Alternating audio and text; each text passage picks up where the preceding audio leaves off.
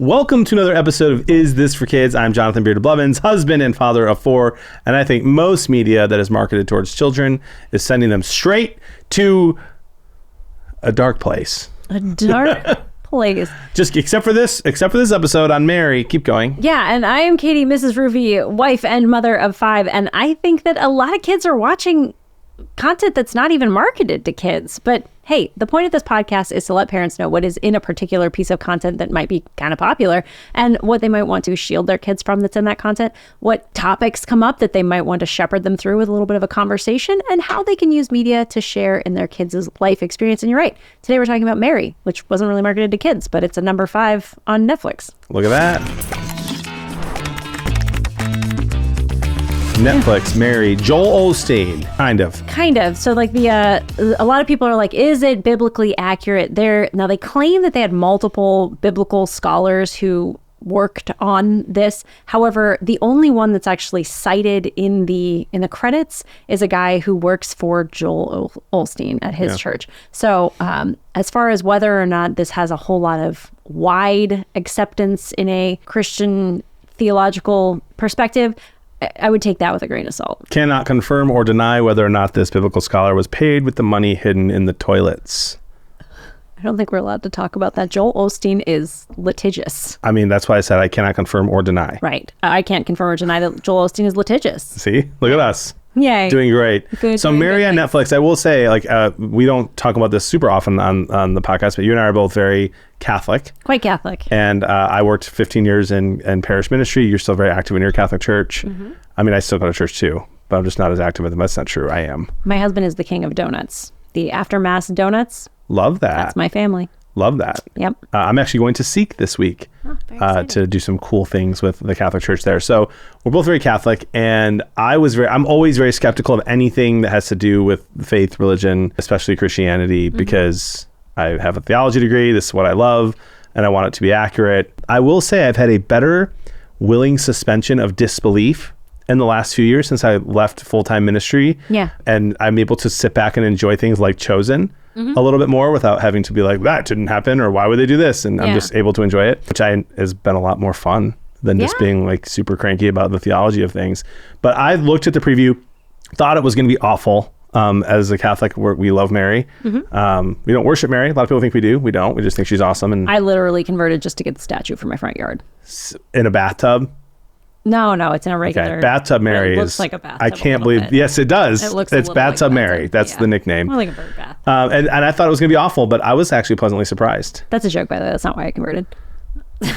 It's a joke. Very clearly was a joke. Well done. Okay, good. But I actually thought it was pretty decent. Fun fact. The Mary. Let's chat about it. If you want to just like a story of what it is or a summary of it, it's really just the nativity story through Mary's perspective. And now a lot of this is not evidenced in the Bible because there's not a lot of times where Mary speaks in the Bible. There's kind of very limited times where you kind of hear her perspective. Although, fun fact, if you check out the Gospel of Luke at the very beginning, he says, because Luke actually wasn't one of the apostles, that's a thing most people are surprised to learn. He wasn't around when Christ was doing his thing. And so at the beginning, Luke is like, hey, just so you know, I got this information from some people, one of which was his mother, Mary. So if you were ever curious what Mary's perspective is, I would check the Gospel of Luke. That's your best bet to find that. But so this is just kind of Mary's perspective on the nativity story and a little bit of her early life before the birth of Christ. So there you go. Now, from a shield perspective, we're going to set our Catholic hats aside. Yeah, I want to get into a theological episode of Mary here. We can't do that. We're not going to do that. So if you're not Catholic and you're not religious and you're just like, is this a fun movie to watch? Is it appropriate for my kids? Because I think that's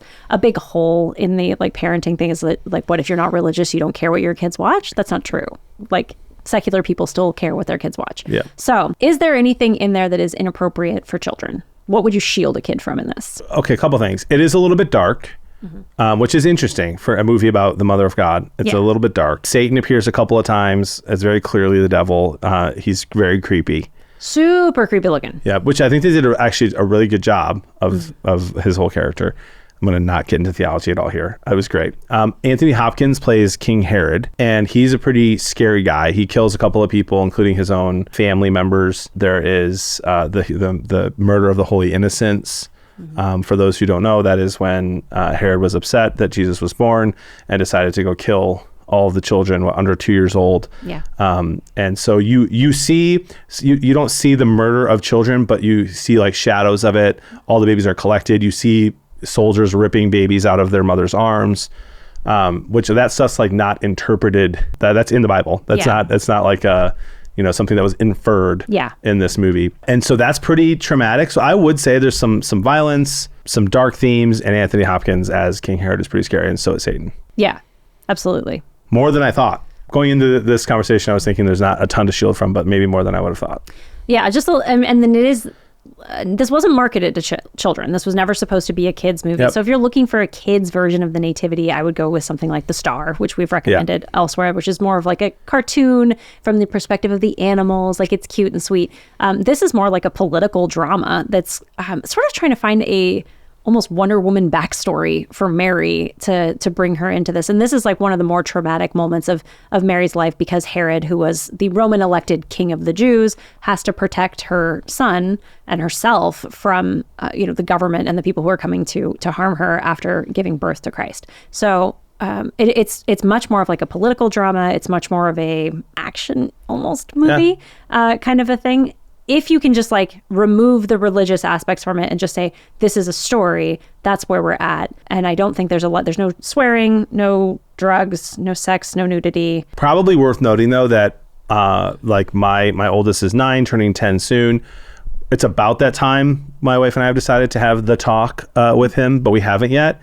And if he watched this movie, he definitely would start asking questions about where babies come from and how that all happens. Yeah. Because there's a whole thing with Joseph and Mary and the kind of a lot of conversation around in the movie around what that means. And it would definitely reference to sex. It would definitely cause questions if you have a smart young kid. Yeah, for sure. Shepherding. Is there anything that like a parent would want to talk to their kid about here?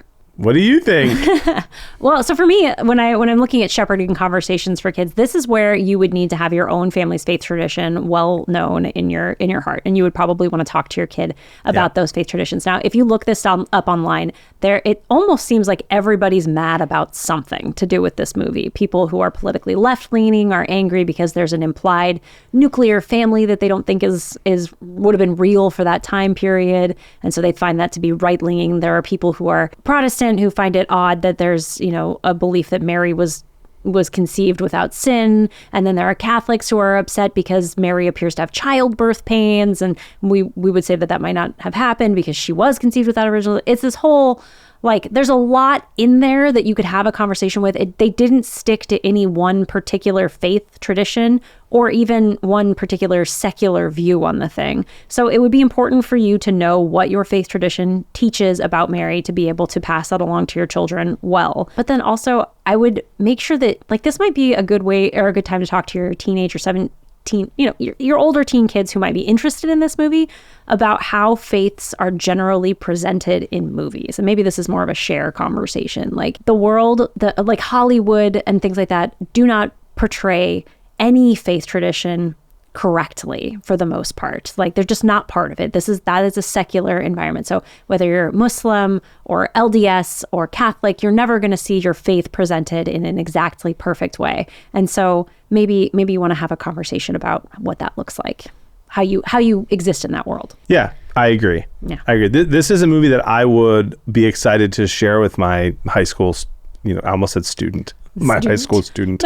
With my high school kids, when they're old enough to start a fun theology, philosophy conversation. Mm-hmm. But I actually thought it was done pretty well. I enjoyed it way more than I thought I would. And it's important to go in with a willing suspension of disbelief. Yeah. For me, it's just from a movie perspective, I thought it was a little bit slow, a little bit too political, a little bit too dark. And I don't mean from a theme perspective, but literally the scenes are dark. It's a dark movie. There's a lot of whispering, one of those movies where you have to watch it with the subtitles. Yeah, I was just going to say, about a quarter of the way through, Jody and I both were and she hates subtitles. Yeah. And I was should I put them on? So we didn't, but then we missed half the dialogue. Yeah, so there's a lot of that. It's that. So if that's not going to work for your kids, don't even start there. But I'd like to at least add this. Mm-hmm. It's not made for kids. Probably wouldn't let your kid under 10 or 12 watch it. But it's not so wildly offensive to me for any one tradition. Yeah. If anything, I think that they do a decent job of of the Catholic perspective and actually use a lot of Catholic sources in order to get their information about Mary's parents and that kind of stuff, which is interesting. Yeah. The main thing that I think people get a little about is Mary's hot.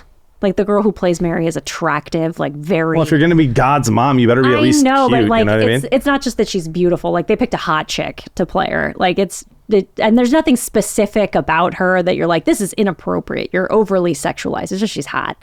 And she's just a pretty woman. There's nothing she can do about it. And so I think some people just got a little up in arms. They were just already had their hackles up before it even got in there because weird. of that. People are always going to get mad. They got me. Yeah, good old Redditors. Stick to Reddit. Oh dear. Anyway, so you would say appropriate age 10? I'm going to say 12. 12.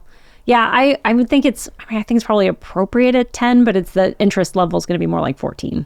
Yeah. And again, if they're 10, they're going to be asking you questions. So make sure you're ready for those questions. If you haven't explained the birds and the bees by the time your kid is 10, you're in trouble. Mine's not 10 yet. Okay, good. So I'm crushing life. Hey, if they like this content, where can they find more of it? Go to isthisforkids.com. You can find everywhere that we are there. In particular, check out our Instagram. Make sure you follow it, go back and like all our posts, and write that you like my Red Wings hats on random posts, and I will see that. All right. Hey, there's just so much content out there for us to go through as parents. I'm Jonathan Beard of Blevins. I'm Katie, MrsRuvi. Let us help you decide. Is this for kids?